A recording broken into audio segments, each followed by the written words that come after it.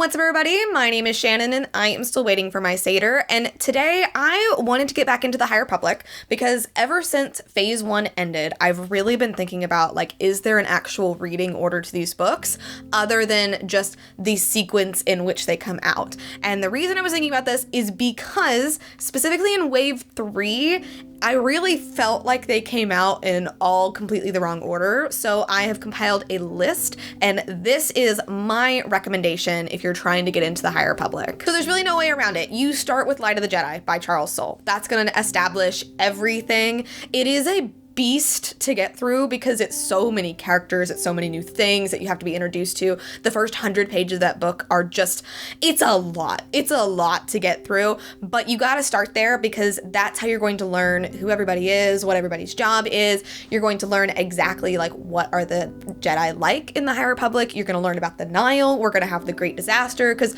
the Great Disaster is really what pushes everything forward, especially within Phase 1. From there, you have an option. You can either go into A Test of Courage by Justina Ireland or Into the Dark by Claudia Gray. Those books, to me, if they take place at the same time or if they take place, slightly off, you can't really tell, but you need them after Light of the Jedi. With A Test of Courage, you're going to finally be introduced to Vernestra Rwoh, and she is a really big deal when it comes to some of the later books, so you definitely don't want to miss it, even though it's a middle grade novel. And then with Into the Dark, you're going to get more of that plot going in there. Reath and Comac are very important, along with Orla as well, and the crew with the vessel. You're going to see them later on too, but I feel like that book is super important plot-wise because that's when you're introduced to the Drin Gear, who are going to be some pretty heavy hitters for villains going farther into the story. So whichever one you pick, I would read like one right after the other, because then from there, you're going to move into the High Republic comics. So the first part of the comics is called There Is No Fear. It's issues 1 through 5.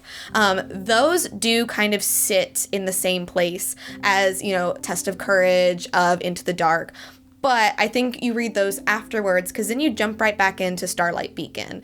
And that is where Reath was supposed to be going. That is where Vernestra and everybody's supposed to be going. So now you finally get to see it. You finally get to see the Jedi who are there. You're introduced to Keeve. You get more Avar in those comics. That's where you're really going to get that. You're going to get more Avar in those comics, which you especially need because before you can move into Wave 2, even though these started to come out along with Wave 2, I would move straight into Heart of the Drin Gear. So this is where you're going to get Avar's side of the story because the Jedi of Starlight Beacon are fighting the Drin Gear.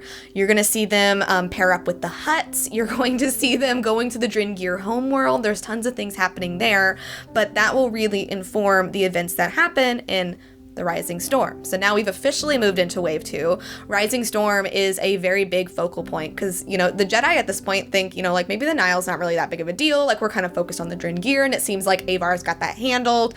And then the Republic Fair happens and all that craziness that is involved. And the Jedi realize, oh no, this is a much bigger threat than we ever imagined it to be. You get to catch back up with the Jedi from Light of the Jedi. You even get to see some from those other books that you were starting to read as well. And the thing about it is that I actually started with Race to Crash Point Tower, and it takes place within the Rising Storm, so I don't think it necessarily matters which one you read first. But if you want the entire picture, I would start with Rising Storm and then move into Race to Crash Point Tower, because Race to Crash Point Tower really kind of ties up some loose ends with the Drin Gear. It's a little bit more lighthearted. You're going to meet Ram, who is so adorable, and you get to see him later on as well.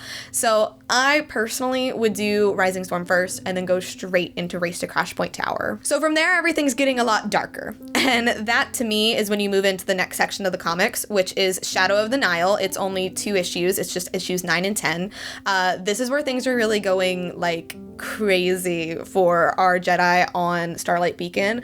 I think this is when you're seeing Avar's kind of single-minded determination to take down the Nile, and it's bleeding over into the Jedi that's supposed to be under her care.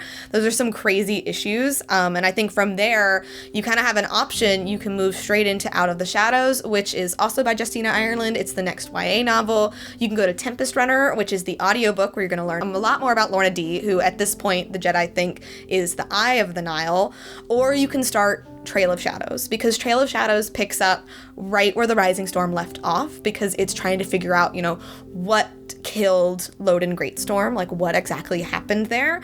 And Trail of Shadows is going to run all the way to the end. Like everything's going to kind of start to like come together with these different stories, but I definitely think you could start the first couple of issues right around the same time as you're hitting Tempest Runner and Out of the Shadows. From there, it kind of depends on where you decided to go, but the next tier for me is Mission to Disaster. So now we're officially in Wave 3. Mission to Disaster to me is the perfect place to start Wave 3 because you haven't quite descended into that madness completely yet. You get to see the wrap up with Vernestra Rowe. You get to figure out where she is.